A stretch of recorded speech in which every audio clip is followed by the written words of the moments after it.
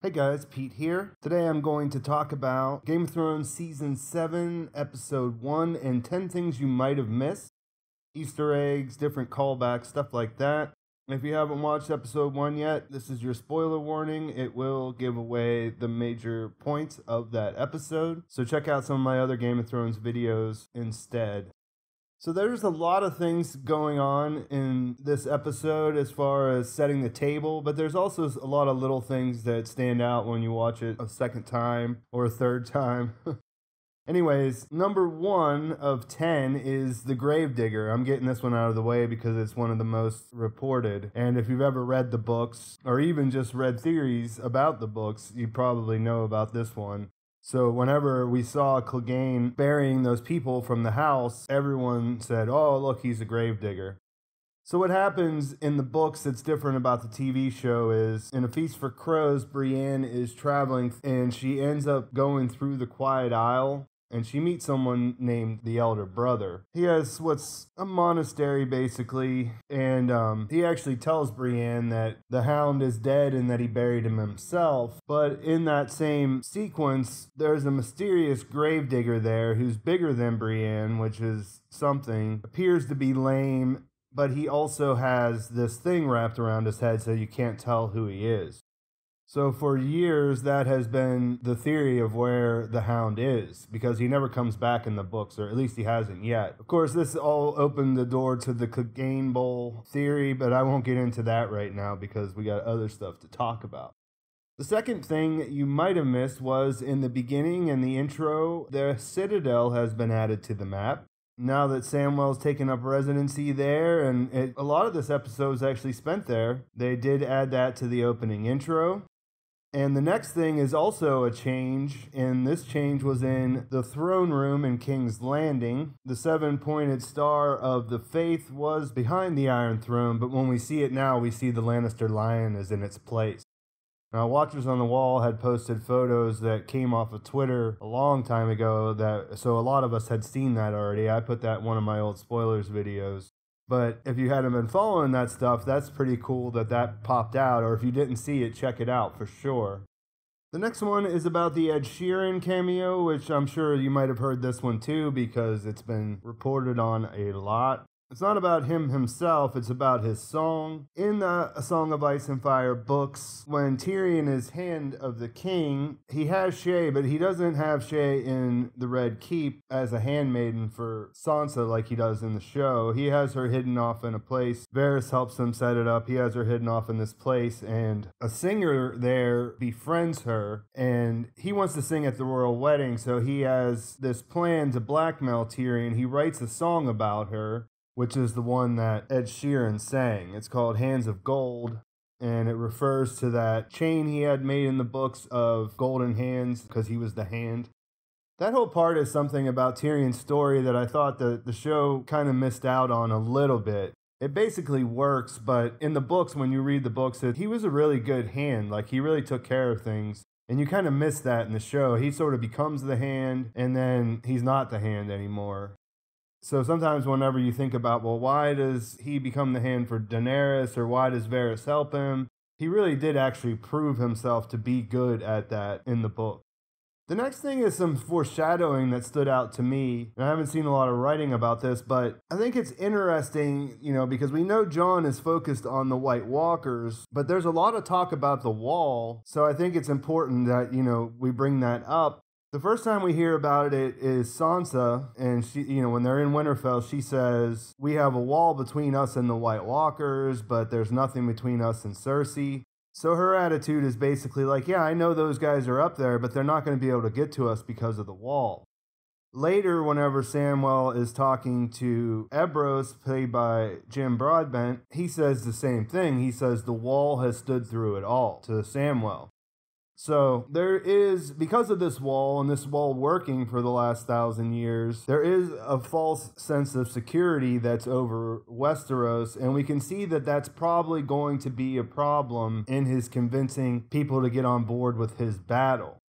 Now, the next thing ties into that because the mountain also mentions the wall, but he sees this part where the wall meets the sea. which is the exact description of the castle on the wall of Eastwatch by the sea. So this is a lot of foreshadowing that wall is going to not be able to do his job for much longer in my thought process. I don't know what you guys think. But yeah, and it's also interesting here to note that, Tormund and the wildlings are being sent out to fortify the castles, so they should be putting some people there. But from what we know about what we saw just in this episode about the Whites and the White Walkers and their hordes, castle or not, a handful of wildlings isn't going to do much good up there to stop them.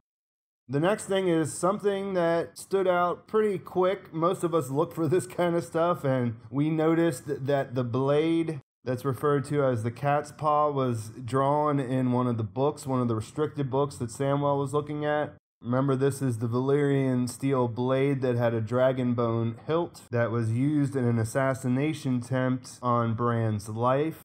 This popped up recently because when the Stark kids were photographed for that magazine cover, Arya had it on her hip. So that, of course, was a big deal. Now, you remember that Catelyn had gone with the blade to find out who tried to kill her son, and instead of getting to Ned and showing it to him first, she runs into Littlefinger and Varys.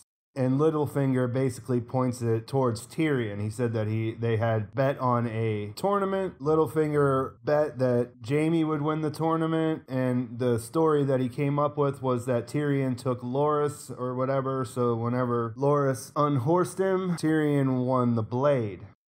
Now, we know this probably isn't true, but that part of it, I guess, is kind of immaterial. What's exciting to everyone, I would imagine, is that it is probably coming back into the story, so where has it been? The book doesn't tell us where it's been, but it does tell us some more stuff about Dragonglass that's interesting. And if nothing else, I mean, they purposely put it on that page, right? So, and they made a conscious decision to put it on Arya in the wardrobe part of that photo shoot. So my guess is that Ned's the last person that we saw who had it in the show. So my guess is that Littlefinger reacquired it after all that stuff went down. But since the show doesn't necessarily follow where it's at in the books, I won't even mention any of that. But yeah, it could be anywhere. If Littlefinger has it, do them showing it on the magazine cover mean that Arya will get it after she kills him?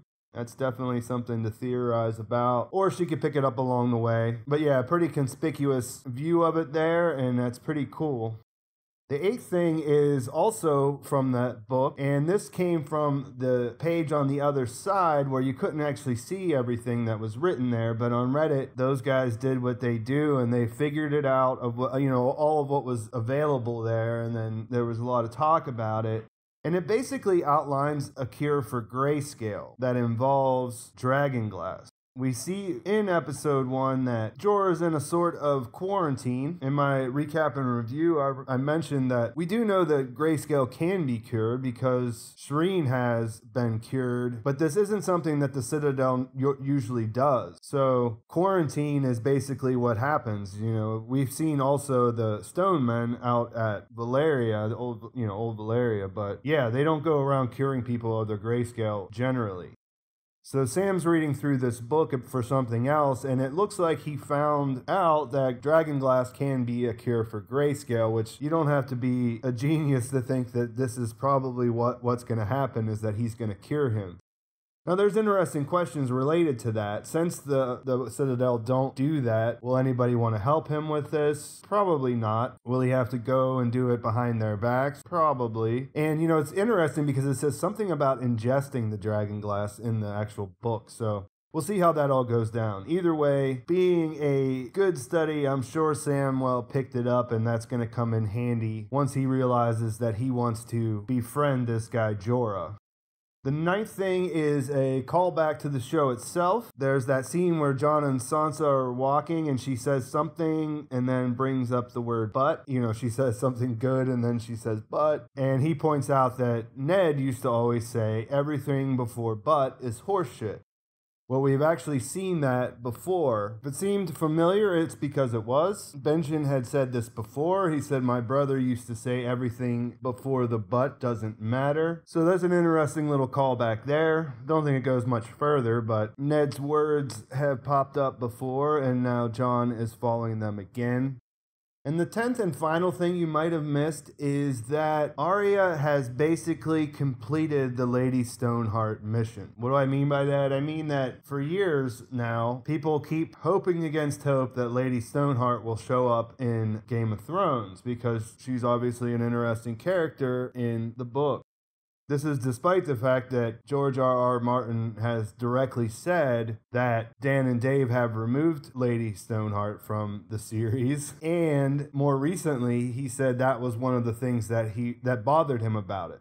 But still, anytime there's a chance, people jump on the idea that, oh, they're finally going to listen and bring Stoneheart in. So now that we know there's not much time left, it's really unlikely, but this actually closes the door on that theory completely. The last we saw her, that's what Lady Stoneheart was doing. She was traveling around with the Brotherhood Without Banners, and she was punishing people connected with the Red Wedding by killing them. So by wiping out all of the significant Freys, Arya has shut the door on their family and on that theory. All right, so that's it. Let me know if you guys caught all of these things. Did you catch some different ones that you think I should have put in here? Did you catch them on the first watch or the rewatch? Some of these I caught right away, obviously, but a couple other ones were a little bit more hidden, I guess you could say. Please like this video if you enjoyed it. Check out my playlist of Game of Thrones videos. I've got a bunch. Please subscribe to my channel. I'll be doing regular Game of Thrones videos throughout the season. Follow me on social media. And thanks for watching. I'll talk to you soon.